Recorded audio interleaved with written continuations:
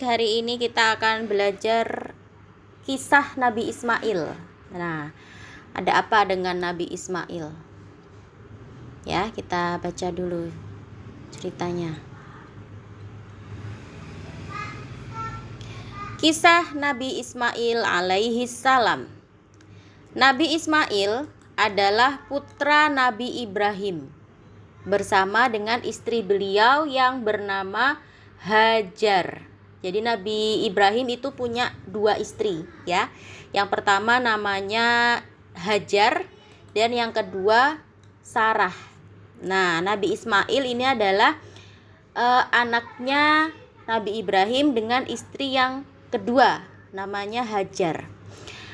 Pada saat masih bayi, Allah memerintahkan Nabi Ibrahim untuk menempatkan Hajar bersama dengan bayinya yang bernama Ismail tadi di suatu lembah yang sangat tandus di tanah Mekah. Jadi Nabi Ibrahim itu kan tinggalnya di Palestina, ya. Kemudian beliau mendapatkan perintah dari Allah untuk membawa istrinya yang bernama Hajar dan anaknya yang masih bayi tadi, yaitu Nabi Ismail, kemana? Ke Mekah. Pada saat itu Mekah masih tanah gersang, ya, masih padang pasir yang tandus, belum ada Ka'bah seperti sekarang, zaman Nabi Ibrahim dulu. Nah, kemudian oleh Allah disuruh apa? Nabi Ibrahim membawa istri dan anaknya tadi ke Mekah dan ditinggalkan. Nah, bayangkan ya, kalau seorang ayah mendapatkan perintah dari Allah tadi itu, ya, seorang ayah membawa anak dan istrinya ke tempat yang gersang, di situ nggak ada apa-apa, nggak ada bangunan sama sekali, nggak ada rumah, hanya padang pasir yang tandus, nggak ada tenda sama sekali di situ, ya, nggak ada orang, ditinggalkan begitu saja di situ. Nah, bagaimana perasaannya kalau itu terjadi pada Abi misalnya? Kira-kira tega apa enggak meninggalkan anak dan istrinya yang masih bayi di tempat itu? Nah, itu yang terjadi pada Nabi Ibrahim. Tapi Nabi Ibrahim gimana dengan perintah itu? Dikerjakan atau enggak? Dikerjakan, karena ini adalah perintah dari Allah. Awalnya Hajar enggak terima, ya. Waktu ditinggalkan di tempat di padang pasir yang tandus tadi, Hajar enggak terima, protes. Kenapa kamu meninggalkan kita? Kamu meninggalkan aku dan anakmu di tempat yang seperti ini, gitu kan. Kemudian Nabi Ibrahim nggak mau menjawab. Karena apa? Karena nggak tega sebenarnya. Nah, sampai ditinggalkan agak jauh, Hajarnya berteriak-teriak. Kemudian Hajar bertanya, apakah ini perintah dari Allah? Iya, katanya. Nah, kemudian Hajar rela, ikhlas, ya. Jangan di sini. Nah, setelah perbekalan yang dibawa Hajar habis, Hajar mencari kemana-mana, ya. Bekalnya lama-lama habis kan, airnya habis, makanannya habis. Nah, kemudian setelah kehabisan bekal tadi, ibunda Nabi Ismail tadi, ya, mencari-cari makanan kemana-mana, tapi tidak ada apa-apa karena di situ hanya tanah gersang, tanah tandus, ya, tidak mendapatkan hasil. Kemudian Hajar melihat ke arah Sofa. Dia berlari-lari ke bukit Sofa. Sepertinya di tempat itu seperti ada air, tapi ternyata setelah didatangi tidak ada air. Kemudian kembali lagi melihat ke arah Marwah, ya, sepertinya di sana ada air.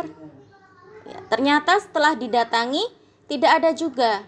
Nah, pernah nggak melihat di jalan raya, ya, jalan yang beraspal itu, kalau kejauhan itu jalanan itu seperti berair, ya.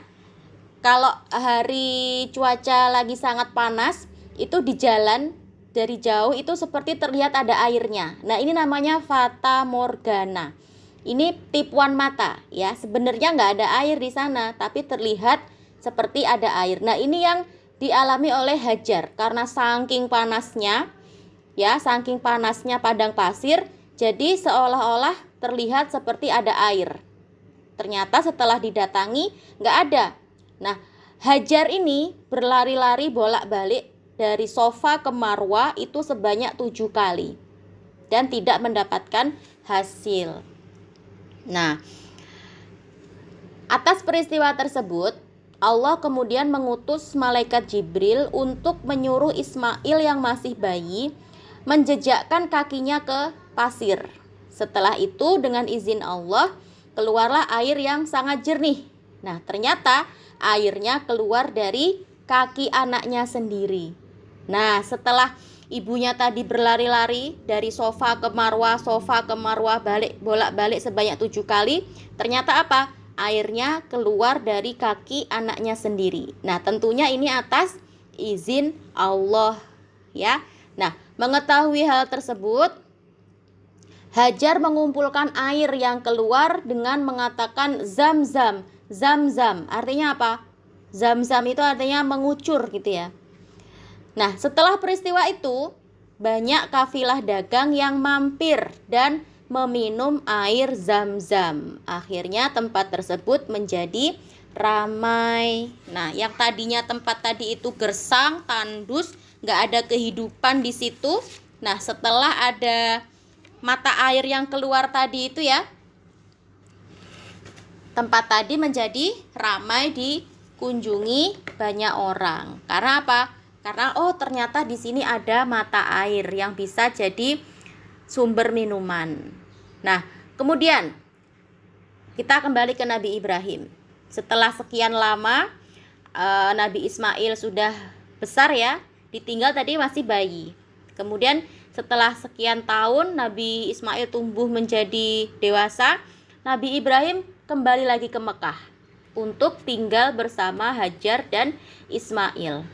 Setelah Ismail mencapai masa kanak-kanak, Nabi Ibrahim mendapat wahyu melalui mimpinya untuk mengorbankan putranya yang bernama Ismail. Nah, ketika Nabi Ibrahim mendapatkan perintah untuk menyembelih anaknya tadi itu, Nabi Ismail itu sudah bukan anak-anak lagi, sudah dewasa, ya, sudah dewasa Nabi Ismail itu. Nah, kemudian Nabi Ibrahim mengatakan perintah Allah tadi itu ya, menyampaikan perintah Allah tadi kepada Ismail. Ya. Kemudian apa kata Ismail? Ismail menyuruh ayahnya untuk segera melaksanakan perintah Allah tadi dan menerimanya dengan ikhlas. Karena Ismail ini adalah orang yang taat, begitu juga dengan ayahnya ya. Ibrahim adalah orang yang taat kepada Allah, maka dua orang ini, anak dan bapak ini tadi tidak ragu mengerjakan perintah Allah tadi itu. Kemudian Nabi Ibrahim membawa Ismail ke suatu lembah untuk melaksanakan perintah Allah tersebut. Ya. Nah, pada saat proses itu dilaksanakan, terjadilah suatu keajaiban. Ismail diganti oleh Allah dengan seekor domba yang sangat besar. Nah, ketika Ismail kemudian diganti menjadi domba tadi itu, mereka berdua tahu nggak? Ini nanti pasti Allah akan menyelamatkanku, pasti Allah akan menggantinya dengan domba. Kira-kira tahu nggak mereka berdua? Nggak tahu, ya. Ini yang dinamakan dengan mukjizat, ya. Mukjizat itu nggak bisa direncanakan. Jadi Nabi sendiri, Nabi Ibrahim dan Ismail itu nggak tahu rencana Allah. Kalau ternyata nanti Ismail ini akan diganti menjadi domba, itu nggak tahu. Jadi ini murni apa?